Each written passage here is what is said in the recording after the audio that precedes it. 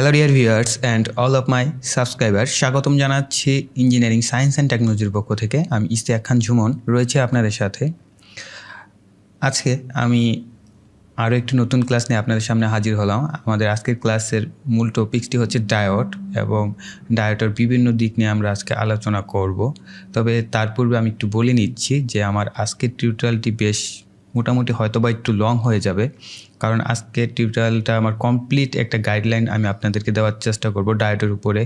যতটা সম্ভব আমি চেষ্টা করেছি, বিভিন্ন জায়গা থেকে কালেকশন করেছি, যাতে গুরুত্বপূর্ণ টপিকসগুলো আপনাদেরকে সহজ ভাষায় বুঝিয়ে দিতে পারি সেজন্য।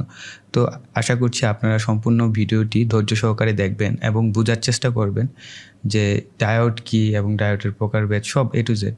তো আর কথা না বাড়াই, আমাদের আজকের ক্লাসের যে মূল টপিকসটা রয়েছে সেগুলো একটু দেখে নিই। আমাদের আজকের ক্লাসের মূল টপিকস রয়েছে ডায়োড কাকে বলে, ডায়োডের প্রকারভেদ, বিভিন্ন প্রকার ডায়োডের সাথে পরিচিতি, ডায়োডের প্রতীক বিশ্লেষণ, ডায়োডের নাম্বারিং পরিচিতি, ডায়োডে কী কী সমস্যা হয় সেগুলো সম্পর্কে আমরা আজকে জানব। তো চলুন দেরি না করে ক্লাস শুরু করা যাক।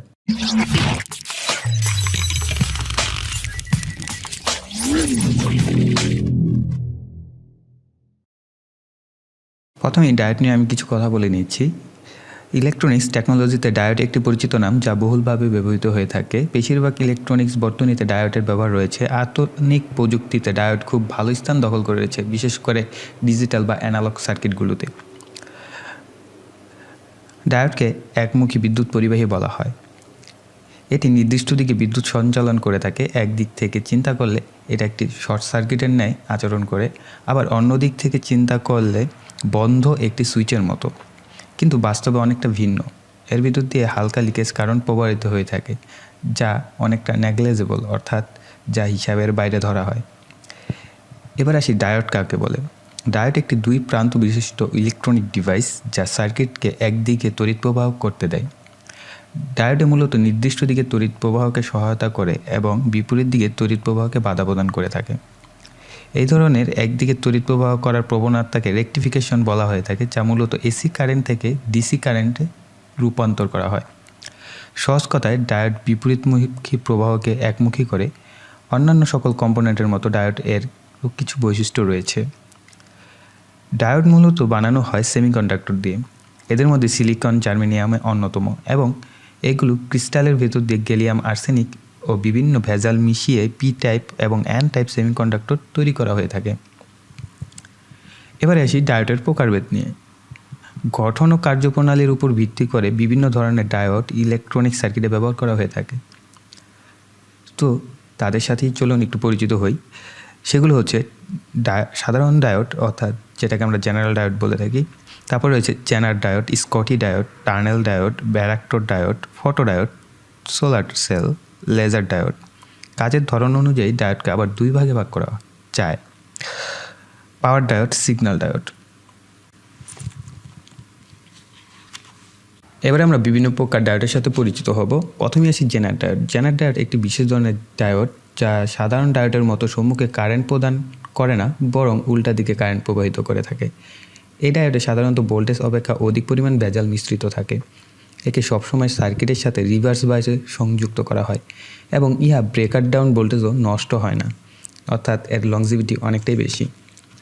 আমরা জানি যে সাধারণ ডায়োড বিপরীত দিকে কারেন্ট প্রবাহ বাধা প্রদান করে থাকে, তবে এই ধরনের ডায়োডের একটি সহ্য ক্ষমতা আছে। এর বেশি পরিমাণ ভোল্টেজ দিলে এর গঠন ভেঙে যায় ও তখন উল্টো দিকে কারেন্ট প্রবাহিত হতে থাকে। এটাকে বলা হয় রিভার্স ব্রেকডাউন, আর যে পরিমাণ ভোল্টেজে ভেঙে যায় তাকে বলা হয় ব্রেকডাউন ভোল্টেজ। সাধারণ ডায়োডের ক্ষেত্রে এটা অনেক বেশি হয়ে থাকে, প্রায় কিলো ভোল্টের কাছাকাছি। তবে এই ভোল্টেজ দেবার পর আর দ্বিতীয় প্রান্তের ভোল্টেজ বাড়ে না, কিন্তু কারেন্টের পরিমাণ বাড়ে। এটার উপর ভিত্তি করে জেনার ডায়োড তৈরি করা হয়ে থাকে। জেনার ডায়োডে উল্টো দিকে কারেন্ট প্রবাহ করে এবং ভোল্টেজ ফিক্সড রাখে। এবার আসি স্কটি ডায়োড। বিভিন্ন ধরনের ডিজিটাল সার্কিটে তথা কম্পিউটার প্রসেসর পাওয়ার কনজাম্পশনের কমাতে কম ভোল্টেজ ড্রপে ডায়োড প্রয়োজন হয়। এই কারণে স্কটি ডায়োড ব্যবহার করা হয়। এর ভোল্টেজ ড্রপ মূলত 0.1 বা 0.2 ভোল্টের কাছাকাছি, অর্থাৎ আপনার বিভিন্ন ধরনের ডিজিটাল সার্কিটগুলোতে দেখবেন পাওয়ার কনজাম্পশন অর্থ হচ্ছে কি আপনার ভোল্টেজ বা এম্পিয়ার খুব কম অপচয় হয় এর ভিতর দিয়ে, এবং তার ভিতরে ভোল্টেজ ড্রপটা অনেক কম হয়, যার কারণে এই কথাটার অর্থই হচ্ছে পাওয়ার কনজাম্পশন। ওকে, এবার আসি আমরা টানেল ডায়োড। এই ধরনের ডায়োড মূলত নেগেটিভ রেজিস্ট্যান্স শো করে থাকে বলে একে অসিলেটর সার্কিটে ব্যবহার করা হয়ে থাকে। রেয়ার একটা ডায়োড, ঠিক আছে। তারপর আসি পিন ডায়োড। সুপারফাস্ট কাজের ক্ষেত্রে পিন ডায়োড ব্যবহার করা হয়ে থাকে। এটা মূলত গিগাহার্টজ রেঞ্জে কাজ করে থাকে। তারপর আসি খুব গুরুত্বপূর্ণ এবং মজাদার একটি ডায়োড, লাইট ইমিটিং ডায়োড, যেটাকে আমরা এলইডি নামে চিনে থাকি, এবং এলইডি বাজারে খুব সস্তায় পাওয়া যায় এবং এটার কাজগুলো খুব মজার, কেননা এটা থেকে আলোক রশ্মি নির্গত হয়। তো আমি একটু এবার প্রফেশনাল ভাষায় আসি। এই ধরনের ডায়োড ফরওয়ার্ড অবস্থায় কাজ করে থাকে, অর্থাৎ এটাকে আপনি যদি রিভার্স বায়াস দেন তাহলে কিন্তু বাতিটা জ্বলবে না, অর্থাৎ এলইডিটা কিন্তু জ্বলে না, সবসময় ফরওয়ার্ড বায়াসে সে জ্বলে। এটি মূলত ইলেকট্রনিক্স মিটার, বিভিন্ন ডিজিটাল মিটার, অডিও সিস্টেমে, অডিও অ্যানালাইজারে, মনিটরে, ব্যাকলাইটে, ইন্ডিকেটর হিসেবে বিভিন্ন ইলেকট্রনিক সিস্টেমে, তারপরে ক্যালকুলেটরে আমরা দেখি অনেক সময় ব্যাকলাইট ইউজ করা হয়, বা বিভিন্ন ধরনের ইলেকট্রনিক্স। তারপরে আপনার ওই যে ছোটো ছোটো এলসিডি ডিসপ্লে, আমরা এলসিডির ক্লাস সম্পর্কে আলোচনা, এলসিডির বায়াসিং শিখবো মাইক্রোকন্ট্রোলারে। তো তখন দেখবেন যে এলসিডিতেও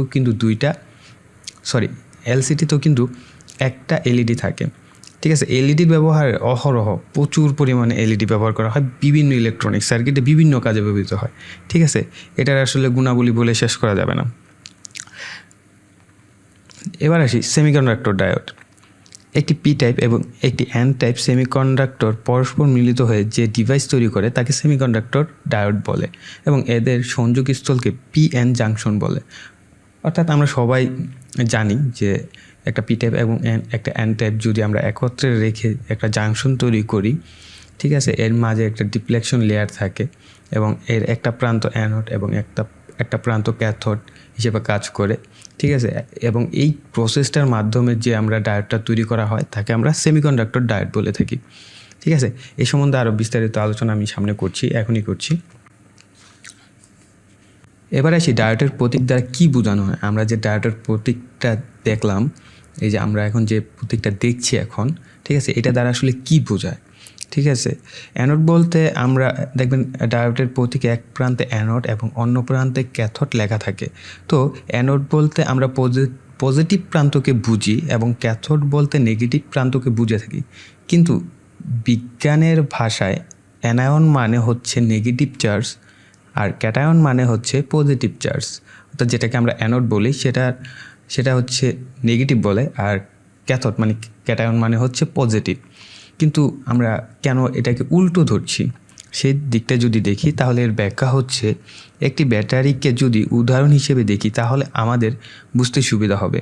আমরা অনেকেই বলে থাকি ব্যাটারির পজিটিভ ও নেগেটিভ প্রান্ত, কিন্তু সত্যিকার অর্থে পজিটিভ আর নেগেটিভ বলতে কি কিছু আছে? অ্যাকচুয়ালি কিছু নেই। যা আছে তার সবই ইলেকট্রনের খেলা, ইলেকট্রনের আধিক্য বা ঘাটতি, আর তা থেকেই আকর্ষণ বা বিকর্ষণ বা পজিটিভ নেগেটিভের উৎপত্তি। তাহলে সহজ করে বলি, ইলেকট্রন বেশি থাকলে নেগেটিভ আর কম থাকলে পজিটিভ উৎপন্ন করে, তাই নাকি? বাস্তবে ডায়োডের গায়ে ক্যাথোড প্রান্ত বোঝার জন্য রঙিন, সাদা বা কালো কালি দিয়ে দাগ দেওয়া থাকে। তবে ক্ষেত্রবিশেষ বিভিন্ন উপায়ে বোঝানো থাকে কোন প্রান্তটি অ্যানোড, কোন প্রান্তটি ক্যাথোড সেটি বোঝার জন্য। এবারে আসি ডায়োডের নাম্বারিং পরিচিতি। চিত্রে আমরা দেখতে পাচ্ছি ডায়োডের প্রতীক চিহ্ন। অনেক সময় ডায়োডের এমন নাম্বারিং থাকে 1N5408, 1N4007, 1N4001, 3A3, 6A ইত্যাদি। এই নাম্বারগুলো দ্বারা ডায়োডের ক্ষমতা ও গুণাগুণ প্রকাশ করে। বাস্তবে ডায়োড দেখতে অনেক রকমের হয়ে থাকে, তবে দেখতে যেমনই হোক না কেন এদের প্রতীক চিহ্ন একই সাধারণ ডায়োডের ক্ষেত্রে। এবার আমরা জানবো ডায়োডে কী কী ধরনের সমস্যা হয়। ডায়োডে বিভিন্ন ধরনের সমস্যা হতে পারে, এবং এই সমস্ত সমস্যার কারণে ডায়োড তার একমুখী আচরণ থেকে সরে আসতে পারে। কেন হয় সেটা একটু জেনে নিই। বেশি পুরাতন বা নিম্নমানের পার্টস ব্যবহার করে থাকলে এই সমস্যাটি হতে পারে। অতিরিক্ত ভোল্টেজ, তাপ, কারেন্ট কিংবা ডায়োডকে তার নির্ধারিত মাত্রার সমান বা পূর্ণ মাত্রার অথবা পূর্ণ চাপে অনেক দিন ব্যবহার করলে সমস্যাটি হতে পারে। এসব ক্ষেত্রে ডায়োডকে খুলে মিটার দিয়ে মাপলে আপাতপক্ষে ভালো মনে হলেও সেটি আসলে ভালো নয়। এক্ষেত্রে চেঞ্জ করাটাই শ্রেয়, অর্থাৎ বেটার। অন্যান্য পার্টসের ক্ষেত্রে এক্ষেত্রে সমস্যা হতে পারে, সেদিকটাই খেয়াল রাখতে হবে। হ্যাঁ, আপনারা কীভাবে ডায়োডটাকে চেক করবেন? যখন ডায়োডটা নষ্ট হয়ে যাবে তখন মিটারে আপনারা ডায়োড একটা মোড থাকে ডিজিটাল মিটারগুলোতে, সেখানে ডায়োড মোডটা নিয়ে যদি আপনি ডায়োডের দুই প্রান্তে ধরেন এবং যদি আপনার বার্জারটি সাউন্ড করে তাহলে বুঝবেন ডায়োডটি পুরোপুরি নষ্ট হয়ে গেছে। যদিও আমি যেই সমস্যাগুলোর কারণে ডায়োড নষ্ট হয় ওই ক্ষেত্রে আপনাকে কোনো বার্জার সাউন্ড দিবে না বা কোনো ইস্যু করবে না। সো যদি অতিরিক্ত পুরাতন হয়ে থাকে ডায়োডটা, সেটা পরিবর্তন করে নেওয়াটাই সবচেয়ে বেটার হবে। ঠিক আছে, এবারে আমি আমার প্রতিটি ইলেকট্রনিক্স ক্লাসের মতো আজকের ক্লাসও আপনাদের মজার আরেকটি গল্পের সাহায্যে আমি ডায়োডের ক্লাসটাকে শেষ করব।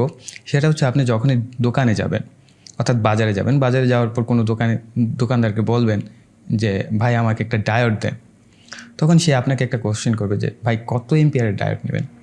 তখন আপনার কি জানতে হবে, ডায়োডের কারেন্ট রেটিংটা কী। সো আমরা এখন ডায়োডের কারেন্ট রেটিংটা দেখব। ডায়োড সাধারণত 1 ampere, 2 ampere, 3 ampere, 5 ampere, 6 ampere, 10 ampere, 20 ampere এই ধরনের রেঞ্জের হয়ে থাকে। আরও বিভিন্ন ধরনের রেঞ্জের হয়ে থাকে, কিন্তু কমনলি আমরা যেহেতু মাইক্রোকন্ট্রোলার নিয়ে কাজ করব ইন ফিউচারে, সো আমাদের সবচেয়ে বেশি দরকার হবে 1 এম্পিয়ার। কারণ কি, আপনারা খেয়াল করে দেখবেন সাধারণত কন্ট্রোলিং যে ইলেকট্রনিক্স অটোমেশনের যে সার্কিটগুলো হয়ে থাকে সেগুলো ম্যাক্স 1 এম্পিয়ার হয়ে থাকে। কেননা আমরা দেখবেন এই যে চার্জারগুলো রয়েছে এগুলো কিন্তু 1 এম্পিয়ার থেকে 2.1 এম্পিয়ার হয়ে থাকে, যে মোবাইল চার্জারগুলো, তাই না? কিন্তু আমরা যে মাইক্রোকন্ট্রোলার বা অটোমেশন এই ধরনের কাজগুলো করি, অর্থাৎ যেগুলো সাধারণত 5 ভোল্ট নিয়ে কাজ করা হয়, এই 5 ভোল্টের সার্কিটে 1 এম্পিয়ারের বেশি ইউজ করা হয় না। সেক্ষেত্রে আমাদের 1 এম্পিয়ার ডায়োডটা আমরা সর্বাধিক বেশি ব্যবহৃত করে থাকি। বিশেষ করে আমি এখন একটা মডেল বলছি, আমি ক্লাসের প্রথমে কিন্তু 4-5টা মডেল বলেছি, কিন্তু এখন যে মডেলটা বলছি এটা স্পেসিফিকলি আমরা যারা মাইক্রোকন্ট্রোলারের কাজ শিখব তাদের জন্য আমি এখন আপনাদেরকে এটাকে অ্যাডভাইস করব বা রেফার করব যে আপনারা এই মডেলটা ইউজ করবেন।